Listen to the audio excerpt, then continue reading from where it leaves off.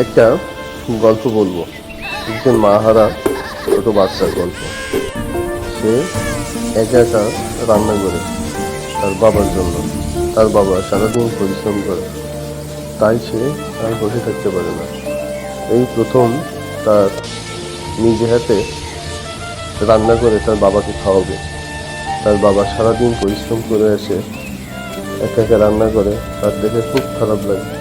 তাই সে একা একাই রান্না করতে গেছে। অবশেষে তার রান্না হয়ে গেল।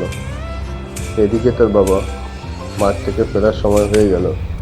অনেক পরিশ্রম করে যখন তার বাবা ঘরে ফেরে, তখন দেখতে পায় তার ছোট্ট ছেলেটা তার জন্য রান্না করেছে। এতে তার বাবা অনেক খুশি হয়ে যায়। তারপরে দুজনে মিলে সেই রান্না ভাত একসাথে খেতে বসে এবং খুব মজা করে তারা তাদের খাবার খায়।